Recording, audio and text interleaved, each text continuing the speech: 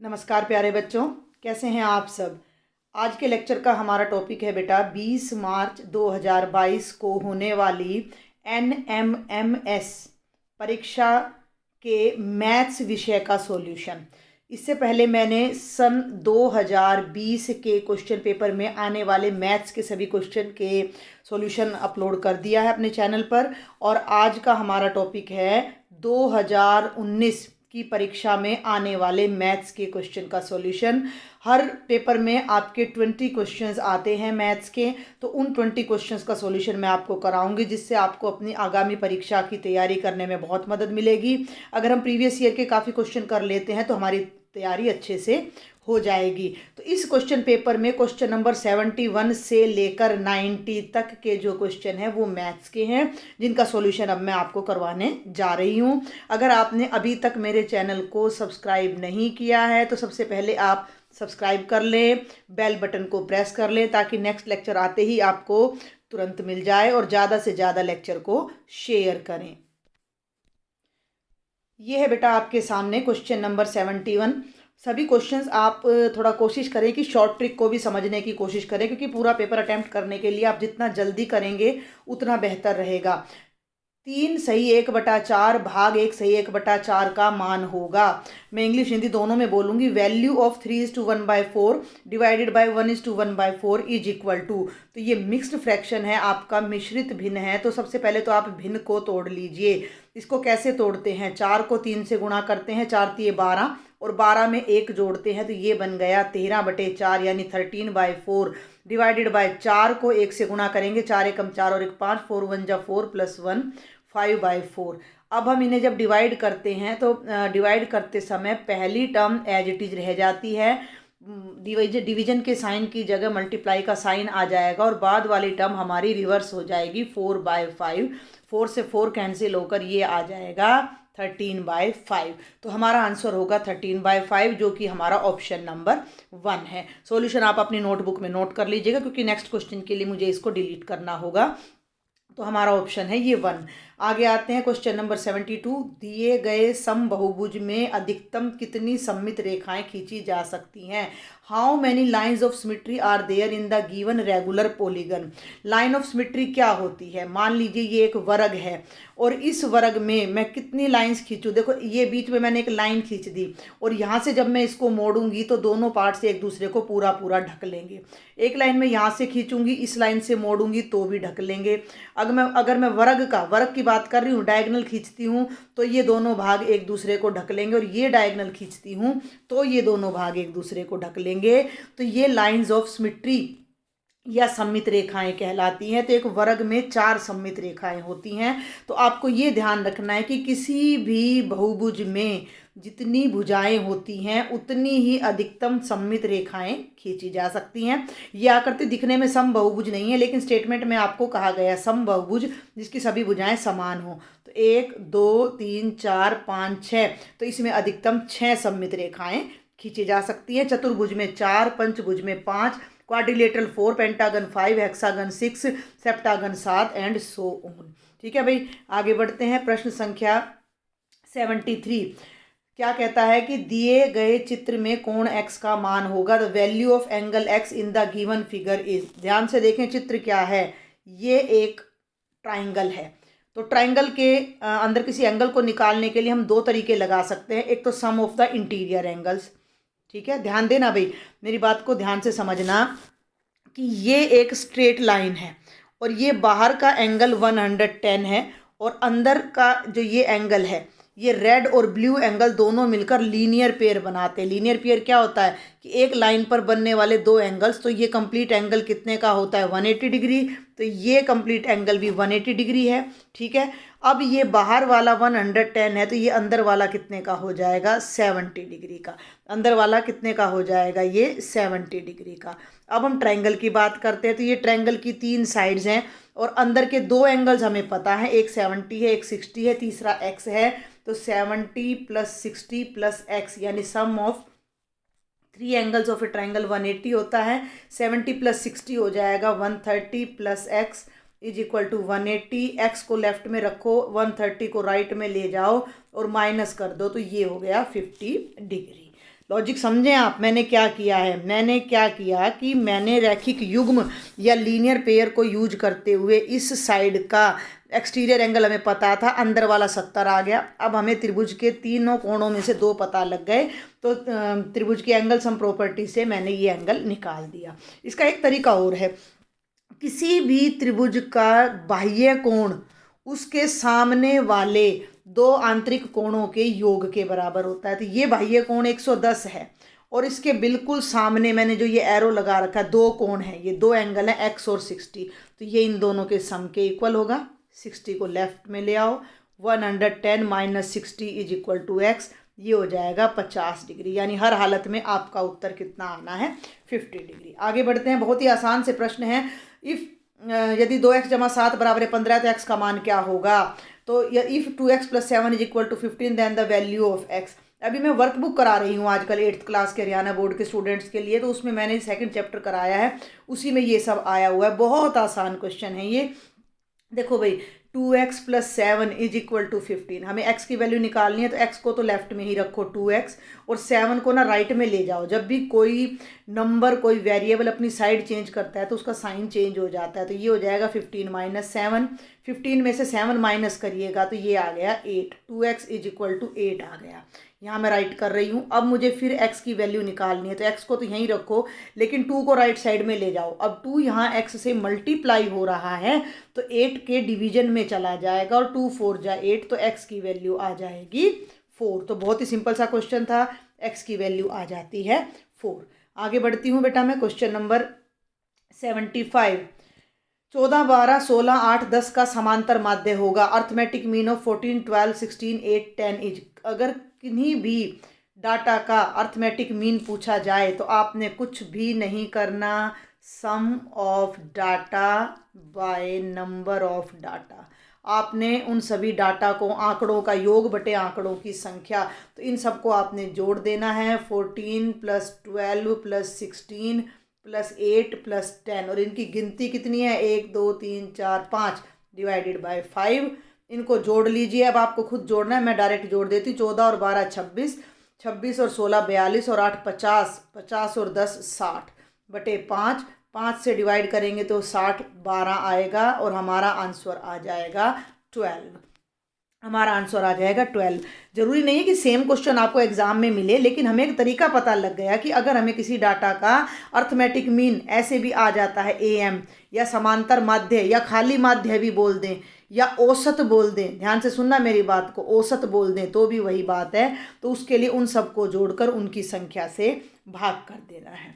आगे बढ़ते हैं भाई, हम बहुत छोटे छोटे हैं, अगर इनके शॉर्ट ट्रिक्स आप समझ जाते हो तो सवाल 1-1 मिनट के भी नहीं है। एक समबहुभुज, समबहुभुज फिर से वही रेगुलर पॉलीगन जिसकी सभी भुजाएं समान हों, जिसके प्रत्येक बाह्य कोण 45 डिग्री है, उसमें भुजाओं की संख्या कितनी होगी। कोई बहुभुज है, समबहुभुज है, अर्थात सभी भुजाओं की लंबाई बराबर है, लेकिन हमें उसमें ये नहीं पता कि भुजाओं की संख्या कितनी है, पर हमें ये पता है कि उसका प्रत्येक बाह्य कोण 45 डिग्री है। एक तो आपने एक बात का ध्यान रखना है कि अगर कोई समबहुभुज है, जैसे वर्ग है, वर्ग का प्रत्येक आंतरिक कोण कितना होता है, 90 डिग्री का। तो वर्ग का प्रत्येक, देखो ये आंतरिक कोण 90 है तो बाह्य भी 90 होगा। इस भुजा को बढ़ा दूँ तो ये भी 90 होगा, इसको बढ़ा दूँ तो ये भी 90 होगा, और इसको बढ़ा दूँ तो ये भी। अगर किसी समबहुभुज की सभी भुजाएं बराबर हैं तो सभी बाह्य कोणों का मान भी बराबर होगा। दूसरी बात, किसी भी बहुभुज के, समबहुभुज के बाह्य कोणों का योग कितना होता है, 360 डिग्री। ठीक है, ध्यान से सुनना भाई। अब इस बहुभुज का एक कोण 45 डिग्री है, तो कितने, जितने कोण होंगे उतनी भुजाएं होंगी। तो 360 को 45 से भाग कर दो। अब सीधा ना काटना आए तो आप अपना कर लेना, वरना 45 8 360 होता है। तो कितने कोण हो गए, 8 कोण हो गए, और 8 ही हमारी क्या हो जाएंगी, उस बहुभुज में भुजाएं, यानी कि वो एक अष्टभुज बन जाएगा, ऑक्टागन बन जाएगा। इंग्लिश में बोलते हैं ऑक्टागन। ठीक है, लॉजिक समझना है। एक बहुभुज में एक कोण 45 डिग्री का है, मान लो उसमें n कोण है, तो सारे कोणों का योग 360 है। 360 को 45 से भाग कर दो तो नंबर ऑफ कोण आ जाएगा, जितने कोण हैं उतनी ही भुजाएं हैं, तो 8 आ जाएगा आंसर। आगे बढ़ते हैं, 77वां क्वेश्चन देखें। यदि दो वृत्तों के व्यास का अनुपात 4:5 है तो उनके क्षेत्रफलों का अनुपात क्या होगा। थोड़ा सा ध्यान से करेंगे। माना पहले वृत्त की त्रिज्या r1, दूसरे की त्रिज्या r2, तो पहले वृत्त का व्यास हो जाएगा 2r1, दूसरे का व्यास हो जाएगा 2r2। ध्यान से सुनना। अब 2r1 अनुपात 2r2 कितना हो गया, 4:5। ठीक है, अनुपात को मैं बटे में भी लिख सकती हूँ, तो ये हो गया 4/5। 2 से 2 कट गया, 2 से 2 कट गया। जिस अनुपात में व्यास है उसी अनुपात में हमारी क्या आ जाएगी, त्रिज्या आ गई। यानी r1/r2 हो गया 4/5। इसको मैं एक तरफ नोट कर रही हूँ। ये देखिए r1/r2 हमारा हो जाता है 4/5। अब हमें इसका क्या करना है, हमें तो क्षेत्रफल का अनुपात निकालना है, तो क्षेत्रफल क्या होएगा, पहले वृत्त का क्षेत्रफल होएगा πr1²। देखो अनुपात का क्वेश्चन जब भी आए तो डिवाइड में कर लेना। दूसरा वृत्त का क्षेत्रफल होएगा πr2²। भाई वृत्त का क्षेत्रफल पता है ना सबको, पाई इंटू रेडियस स्क्वायर यानी पाई गुणा त्रिज्या का वर्ग। अब हमें इसकी वैल्यू निकालनी है, तो पाई से पाई कैंसिल हो गया और ये बन गया r1 का स्क्वायर बाय r2 का स्क्वायर। अब हम एक्सपोनेंट का या घात का नियम लगाकर पूरे स्क्वायर को बाहर ले लेते हैं, तो ये बन जाएगा r1/r2 का पूर्ण वर्ग यानी होल स्क्वायर। और बेटा जी ध्यान दें, r1/r2 कितना है, 4/5, तो उसको यहाँ यूज करो तो ये बन जाएगा 4/5 का स्क्वायर। तो ये बन जाएगा 4 का स्क्वायर 16 और 5 का स्क्वायर 25। हमने यहाँ से शुरू करा और वो ये आंसर आ गया। तो हमारे पास वृत्तों के क्षेत्रफल का अनुपात हो गया 16:25 यानी कि 16:25। तो option number 3 is the right answer. 76 का था क्वेश्चन नंबर, आंसर नंबर 3। आगे बढ़े भाई, अब हम, यह है क्वेश्चन नंबर 78। क्वेश्चन नंबर 78 क्या कहता है, यदि किसी बहुफलक में यदि 8 शीर्ष और 6 फलक हों तो उसके किनारों की संख्या क्या होगी। A polyhedron whose vertices are 8, faces are 6, then its edges are। आप याद करें, एक ऑयलर सूत्र आता है आपकी 8वीं कक्षा में ही कि F जमा V घटा E बराबर है 2। इसे आप ऐसे भी यूज करते थे कि F जमा V बराबर है, E को राइट साइड में ले गई, E जमा 2। F यानी कि फेसिस, आपके फेसिस यानी कि फलक, फलक हो गया F।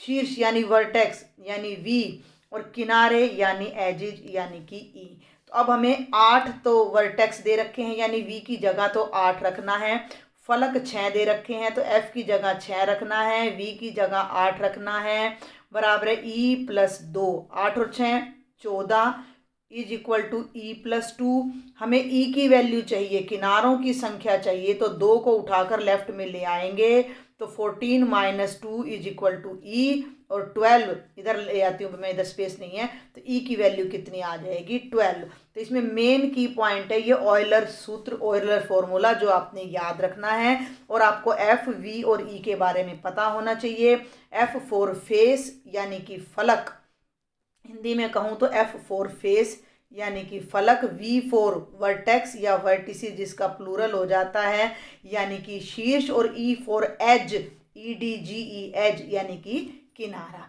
तो बहुत ही सरल से प्रश्न है, मुझे तो बहुत ही सरल लग रहे हैं। अब ये प्रश्न थोड़ा सा आपको कठिन लग सकता है, तो इसको मैं अच्छे से थोड़ा सा आपको एक्सप्लेन करती हूँ। संख्या 245 में 4 का एकाधिकेन पूर्वेण होगा। एकाधिकेन पूर्वेण ऑफ 4 इंटू 45 इज, ये वैदिक गणित से आया है ये प्रश्न। तो पहले तो मैं आपको बताती हूँ केवल एकाधिकेन के बारे में। मान लीजिए मैंने आपको कह दिया 24, और 24 का एकाधिकेन बताना है, तो नाम से ही पता लग रहा है एक जमा अधिक, ठीक है ना, यानी कि उससे एक अधिक, यानी कि जो संख्या हमें दी गई है उससे हमें एक अधिक बताना है। तो जब हमें 24 का एकाधिकेन बताना है तो हम 24 के 4 पर एक डॉट लगाते हैं, यानी कि 4 में 1 जोड़ना है। 4 में 1 जोड़ने पर कितना आएगा, 5 आएगा, और 24 का एकाधिकेन 25 हो जाएगा। लेकिन जब बात एकाधिकेन पूर्वेण की आती है तो हमें इसमें एक पर्टिकुलर नंबर दिया जाता है कि फला नंबर का ही एकाधिकेन पूर्वेण निकालना है। तो हम क्या करते हैं कि मान लो 24 में 4 का एकाधिकेन पूर्वेण निकालना है, तो पूर्वेण माने पहले, यानी 4 से पहले जो अंक है यहाँ एक डॉट लगाएंगे और उससे एक अधिक संख्या लेंगे, तो वो 2 की जगह कितना आ जाएगा 3, और ये हमारा बन जाएगा 34। एक तो सवाल इसके और बताती हूँ पहले मैं। मान लो आपको दे दिया मैंने 362, 362 में मुझे 2 का एकाधिकेन पूर्वेण निकालना है। ध्यान से सुनना मेरी बात को। 2 का एकाधिकेन पूर्वेण, तो 2 से पूर्व क्या है 6, 6 पे डॉट लगाऊंगी और 6 से एक अधिक लूंगी तो वो 7 बनेगा, तो 372 ये बन रहा है 6 का एकाधिकेन पूर्वेण। मेरे ख्याल से ये बात आपको समझ आ गई होगी। अगर इसी 362 में 6 का एकाधिकेन पूर्वेण लेना, तो 6 से पूर्व में 3 आएगा, 3 से 1 बड़ा 4 हो जाएगा, तो 462। ध्यान से सुनना मेरी बात को।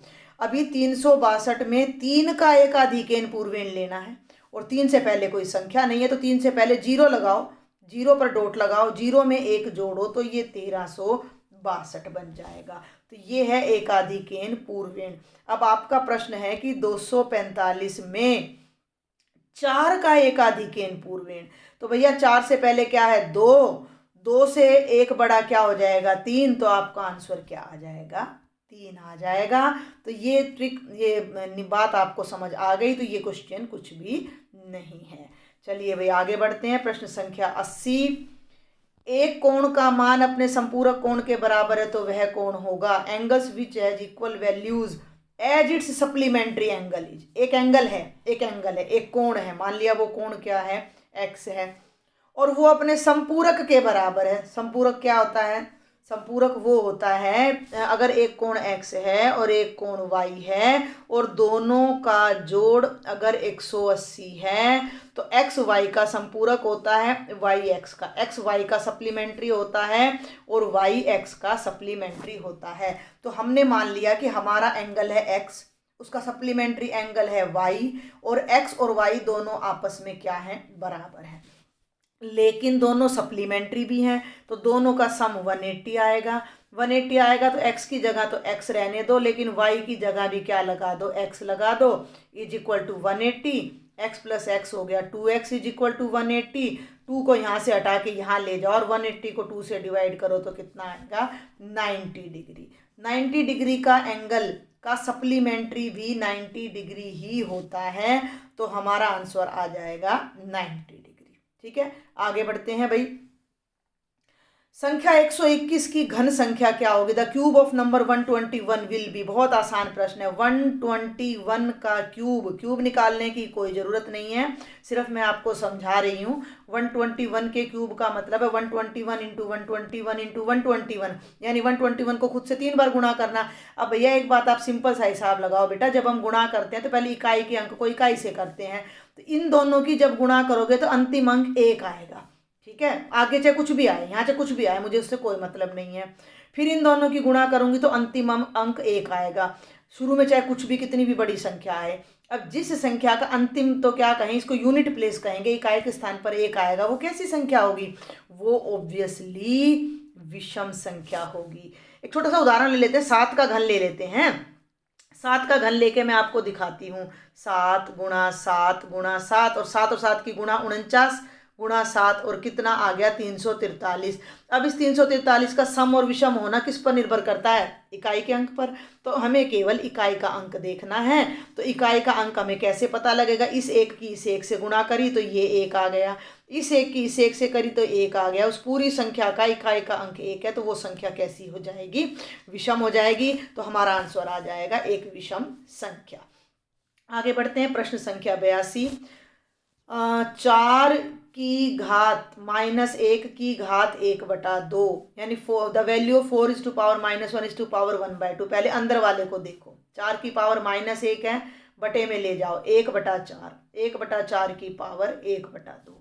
बटे में है, पावर अलग अलग हो जाएगी, 1 की भी पावर 1/2 और 4 की भी पावर 1/2।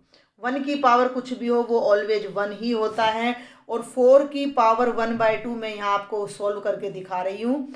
4 का मतलब होता है 2 की पावर 2 और उसकी भी पावर 1/2।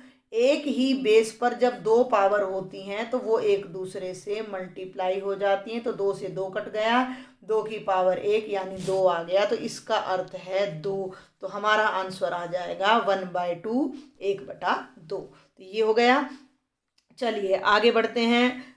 Question number 83। ये देखिए, अब आपको पूरा दिख रहा होगा ये स्क्रीन पर। एक चतुर्भुज जिसमें सम्मुख भुजाओं का केवल एक जोड़ा समानांतर है लेकिन समान नहीं है, वह कैसा चतुर्भुज होगा? A quadrilateral having exactly one pair of parallel sides but sides are not equal then the quadrilateral will be. वो कैसा चतुर्भुज होगा? चार भुजाएं हैं, चार में से एक जोड़ा पैरेलल है। दोबारा बनाती हूँ मैं। ये देखिए, ये जोड़ा पैरेलल है लेकिन बराबर नहीं है। दूसरा जोड़ा पैरेलल नहीं है, साफ दिखाई दे रहा है। ये कैसी आकृति है? समलंब है, ट्रापीजियम है। ये क्या है? ये ट्रापीजियम है, क्योंकि समानांतर चतुर्भुज के तो दोनों जोड़े बराबर होते हैं। समचतुर्भुज के आमने सामने की भुजाएं भी बराबर होती हैं और पतंग की एडजेसेंट साइड्स बराबर होती हैं। ठीक है, केवल एक आकृति हमारी बच जाती है, वो है समलंब चतुर्भुज यानी कि ट्रापीजियम। चलिए भी क्वेश्चन नंबर 84। क्वेश्चन नंबर 84 क्या कहता है? एक 21 सेंटीमीटर त्रिज्या वाले पहिए को 2 चक्कर घुमाने से तय की गई दूरी। कितने आसान क्वेश्चन है। The distance covered by a rotating wheel of radius 21 centimetre in 2 rotations is. Wheel, अब मैं आपके सामने लाइव नहीं हूँ, नहीं तो मैं आपको करके दिखाती। ये व्हील है, ठीक है। इस व्हील ने घूमना शुरू किया, ये इसका मार्किंग पॉइंट है। ठीक है, जब ये एक पूरा चक्कर लगाएगा तो ये यहाँ से लेकर यहाँ तक का चक्कर पूरा कर लेगा। एक पहिया एक चक्कर में कितनी दूरी तय करेगा? जितनी उसकी परिधि होगी। ठीक है ना। स्कूटी के पहिए बड़े छोटे छोटे होते हैं तो स्कूटी बहुत छोटी दूरी तय करती है। ट्रक के पहिए बहुत बड़े बड़े होते हैं तो ट्रक बहुत बड़ी दूरी तय करता है। तो हमें सिर्फ एक लॉजिक समझना है कि जब पहिया यानी वृत्त रूपी पहिया जब घूमता है तो जितनी उसकी परिधि होती है उतनी दूरी वो एक चक्कर में पूरी करता है। तो 2 चक्कर में 2 बार परिधि। तो वृत्त की आपने सिर्फ क्या करना है? परिधि निकालनी है। और क्योंकि उसने 2 चक्कर लगाए हैं तो उसको 2 से गुणा कर देना है। तो वृत्त की परिधि क्या होती है? 2πr, और उसका कर दो दुगना। तो ये हो गया बेटा जी 4πr। दुगना क्यों करा? क्योंकि 2 चक्कर लगाए हैं। तो 4 पाई की जगह रख दिया 22/7 और r यानी त्रिज्या कितनी है? 21। 7 तिया 21, 22 तिया 66 और ये हो गया 4 × 66। ठीक है, और ये हो गया 4 छिक 24, 2 4 छिक 24 और 2 26, 264 सेंटीमीटर की दूरी वो पहिया तय करेगा। तो ये 1 मिनट बेटा, सॉरी, ये पेज ऊपर हो गया। तो हमारे जो आंसर आएगा वो ये आ जाएगा, फर्स्ट पार्ट। ठीक है भाई, आगे बढ़ूँ मैं। क्वेश्चन नंबर 85, बहुत ही आसान से प्रश्न है भाई ये तो। 39:65 का सरलतम अनुपात, द सिंपलेस्ट रेशो ऑफ 39:65। देखो मैंने आपको बता रखा है जब भी रेशो का क्वेश्चन आए उसको फ्रैक्शन में कर लो। और ये साफ दिखाई दे रहा है कि 3 की टेबल में ये 13 के टेबल में जा रहा है। 13 3 जा 39 और 13 5 जा 75, 13 3 39, 13 5 65। तो ये बन गया 3/5 और 3/5 का मतलब हो गया 3:5। तो हमारा आंसर आ गया ऑप्शन नंबर 1। आगे चलते हैं क्वेश्चन नंबर 86। बोधायन पाइथागोरस प्रमेय सत्य है। पाइथागोरस प्रमेय क्या होता है? कर्ण का वर्ग बराबर है आधार का वर्ग जमा लंब का वर्ग, hypotenuse square is equal to base square plus perpendicular square. और ये जो आधार, लंब और कर्ण होते हैं वो किस त्रिभुज के लिए होते हैं? वो सिर्फ और सिर्फ समकोण त्रिभुज के लिए होते हैं। तो ये हम सबको पता है कि पाइथागोरस प्रमेय समकोण त्रिभुज पर ही लागू होता है। ठीक है भाई, आगे बढ़ते हैं। प्रथम 100 प्राकृत संख्याओं में कितनी पूर्ण वर्ग संख्याएं होती हैं? How many square numbers are there in first natural numbers? 10 होंगे भाई। क्यों नहीं? 10 नहीं होंगे, 9 होंगे। देखो एक मिनट, कितने पूर्ण वर्ग संख्याएं होंगी? तो 1 का स्क्वायर 1, 100 तक है ना, 10 होंगी। 2 का स्क्वायर 4, 3 का स्क्वायर 9, 4 का स्क्वायर 16, 10 हो जाएंगे बेटा जी। 10 का स्क्वायर 100 होता है ना। 5 का स्क्वायर 25, 6 का स्क्वायर 36। मैं आपको करके बता रही हूँ, वैसे कोई ज़रूरत नहीं है। 7 का 49, 8 का 64, 9 का 81 एंड एट लास्ट 10 का स्क्वायर 100। तो 1 से 10 तक की 10 गिनती हो गई और 100 तक आ गया। तो कितनी पूर्ण वर्ग संख्याएं हो गई हमारी? 10 पूर्ण वर्ग संख्याएं हमारी हो जाती हैं। ठीक है, आगे बढ़ती हूँ अब मैं। ये बड़े ही सरल प्रश्न है, बस इनके आपने थोड़े से लॉजिक समझने होते हैं। और अगर आपने अपना 8th क्लास का मैथ अच्छे से किया है तो कोई दिक्कत ही नहीं होनी चाहिए। दिए गए पद, यहाँ लिख रही हूँ मैं, -3/5 a³ b³ में a³ का गुणांक है। The coefficient of a³ in the given term is. देखो मैं कैसे बताती हूँ अपने बच्चों को कि आपने a³ का गुणांक बताना है तो आप a³ को ढक लो। अब मैं, आप उंगली से तो ढक नहीं सकती, तो मैं इसको ना ऐसे ढक देती हूँ। a³ को ढक दिया मैंने, गायब कर दिया। a³ को छोड़कर जो बचता है वो सारा a³ का गुणांक है। और क्या बच रहा है? -3/5 b³, क्योंकि ये दोनों ही टर्म्स a³ से मल्टीप्लाई हो रही हैं। तभी कोफिशिएंट किसको कहते हैं? जो किसी से मल्टीप्लाई हो। गुणांक हिंदी में तो बहुत आसान है, गुणांक, गुणा का अंक। तो जो संख्या किसी से गुणा हो रही है वो उसका कोफिशिएंट है। तो ये हमारा फर्स्ट पार्ट आंसर आ जाएगा। माइनस है, यहाँ ध्यान से देख लेना, -3/5 b³। ठीक है, ये आंसर है। आगे बढ़ते हैं, क्वेश्चन नंबर 89 और 90, ये दो ही क्वेश्चन रह जाते हैं अब हमारे। 73.25 डिवाइडेड बाय 1000 का मान है। द वैल्यू ऑफ थोड़ा हिंदी इंग्लिश मिक्स हो गया। 73.25 भाग में 1000। देखो बिल्कुल आसान सवाल है। 73.25 को 1000 से भाग। एक ना तरीका होता है कि जब भी हम किसी दशमलव की संख्या को 10 से गुणा करते हैं तो हमारा दशमलव एक स्थान आगे चला जाता है। गुणा बता रही हूँ मैं, गुणा, ध्यान से सुनना। 100 से गुणा करते हैं तो दशमलव 2 स्थान आगे चला जाता है। लेकिन अगर हम 10 से भाग करते हैं तो दशमलव 1 स्थान पीछे आ जाता है। 100 से भाग करते हैं दशमलव 2 स्थान पीछे आ जाता है। 1000 से भाग करते हैं तो दशमलव 3 स्थान पीछे आ जाता है। तो ये आपका वैसे तो मूजबानी क्वेश्चन है। 73.25 डिवाइडेड बाय 1000। अब 3 अंक हैं तो दशमलव जो यहाँ है ना वो 1 अंक, 2 अंक और तीसरा अंक तो है नहीं, तो उसकी जगह लगा दो 0 और ये बनेगा 0.07325। जो दशमलव, देखो मैं अलग कलर यूज करके दिखाती हूँ। जो दशमलव यहाँ था, ये तो वही कलर फिर से ले दिया मैंने, 1 मिनट। जो डेसिमल यहाँ था वो 1, 2 और 3 अंक छोड़कर कूद कर यहाँ आ जाएगा, क्योंकि नीचे 3 0 हैं। तो यहाँ कोई डिजिट थी नहीं तो हमने 0 लगा दी, 07325 और यहाँ पॉइंट आ गया। एक तरीका है ये, और एक तरीका ये है कि 73.25 बाय 1000 है। क्या करो, इसका ऊपर का डेसिमल हटा दो, तो डेसिमल हटाने के नाम के नीचे 2 0 लगेंगी, क्योंकि डेसिमल के बाद 2 डिजिट हैं। और साथ में 1000 से गुणा कर दो तो नीचे कितने डिजिट हो गए? 3 और 2 5। तो ऊपर 5 अंकों से पहले दशमलव लगेगी। 5 अंक है नहीं तो बना दो 5 2 3 7 0 पॉइंट। तो ये दोनों तरीके मैंने आपको बता दिए हैं। Option number 4 is the right answer. और ये आपका लास्ट क्वेश्चन है। संकेत, इसके ऊपर जो ये 3 है, कर्ड बोलते हैं इसको, सॉरी सर्ड बोलते हैं, इंग्लिश में सर्ड बोलते हैं, हिंदी में इसको करनी बोलते हैं। तो ये कह रहा है कि इसका उपयोग निम्न के लिए किया जाता था। सिंबॉलिक नोटेशन √3 यूज्ड फॉर, ये घनमूल के लिए यूज किया जाता है। देखो मैं बता दूं, x के ऊपर केवल अगर यही निशान लग रहा है तो इसका मतलब है x की पावर 1/2। लेकिन इसके ऊपर ये निशान लग के 3 लग रहा है तो x की पावर 1/3 जो घनमूल को दिखाता है। इसके ऊपर 4 निशान लग रहा है तो ये होता है x की घात 1/4 एंड सो ऑन। तो ये हमारे घनमूल को दिखाता है। तो बेटा ये 20 क्वेश्चन थे आपके 2019, देखो यहाँ लिखा भी है 2019 के सेट के आपके पेपर के, जो NMMS में आपकी मदद करेंगे। किसी भी डाउट के लिए आपने मुझे कमेंट बॉक्स में लिखना है। और अगर मेरे लेक्चर आपको पसंद आता है तो देखो सब्सक्राइब और शेयर करना बिल्कुल भी ना भूलें। Thank you.